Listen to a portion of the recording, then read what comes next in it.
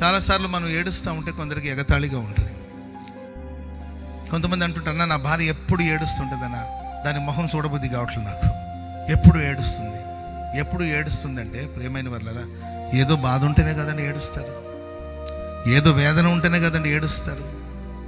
కనీసం దుఃఖపడుతున్నప్పుడు ఎందుకు ఏడుస్తున్నావు, ఎవరిని వెతుకుతున్నావు, ఏంటి సమస్య అని ఓపికగా వినే పరిస్థితి కూడా మనం ఎక్కడ చూడలేకపోతున్నాం.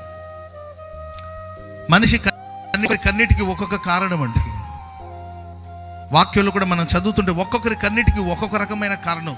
ఒక భక్తుడు ఒక బృహత్తరమైన కార్యం చేశాడు, సక్సెస్ అయ్యాడు, సాధించేశానని అనుకున్నాడు, అంత బాగానే ఉందని అనుకున్నాడు, హ్యాపీగా ఉండిపోయాడు, సంతోషంగా సంబరాలు చేసుకునే సందర్భం అండి. అంతలోపులో అతనికి ఒక షాకింగ్ న్యూస్ తెలిసిందనమాట. అది అతను మరింత కృంగదీసింది.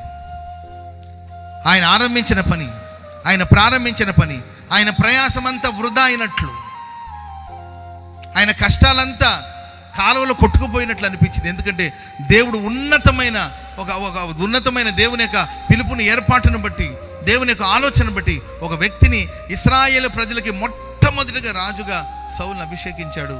సో సక్సెస్ అయిన కార్యక్రమాలని సమూయేలు ప్రవక్త అనుకున్నాడు. కానీ ఆయన ఒక ఫెయిల్యూర్ పీస్ అనమాట, ఫెయిల్ అయిపోయాడు అంతే. దేవుని వాక్యానికి వ్యతిరేకంగా ప్రవర్తించాడు. సమూయేలు వచ్చేంత వరకు ఓపిక పట్టలేకపోయాడు.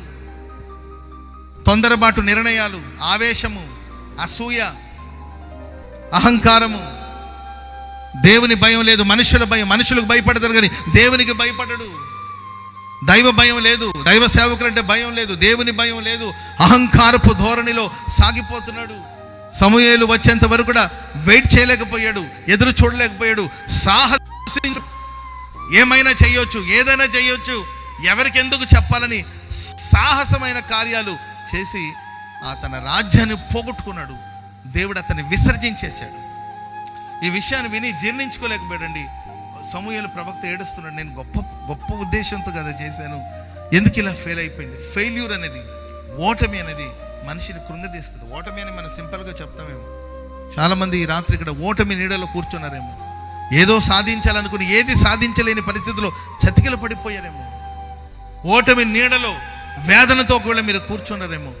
వెంటనే దేవుని మాటలు, దేవుని వాక్కు సమూయేలు దగ్గరికి వచ్చి, ఎరా బాబు, జరిగిపోయిన దాని గురించి ఎందుకు ఏడుస్తావు, ఇక లే, చాలిక ఏడ్చింది చాలిక, ఇంకెంతకాలం దుఃఖిస్తావు, లేచి నీ కొమ్మును నూనెతో నింపుకో, సౌలుకు ప్రతిగా మరొక శ్రేష్టమైన రాజుని ఇవ్వబోతున్నాను. చెప్పండి కూడా మొదలు గట్టిగా. మీరు పోగొట్టుకునే దానికన్నా ఉన్నతంగా నా దేవుడు ఓ ఉన్నతమైన అనుభవాన్ని ప్రభు మీకు ప్రసాదించబోతున్నాడు. మరి ఏదో జరిగిన నష్టాన్ని గురించి, ఏదో జరిగిన ఇబ్బందిని బట్టి మీరు అనుకునే దాన్ని సాధించలేదని ఒకళ్ళు కృషించిపోతున్నారేమో. నా దేవుడు ఆలోచించి మీ దుఃఖాన్ని దేవుడు సంతోషంగా మార్చబోతున్నాడు. హల్లెలూయా. చెప్పండి గట్టిగా, హల్లెలూయా.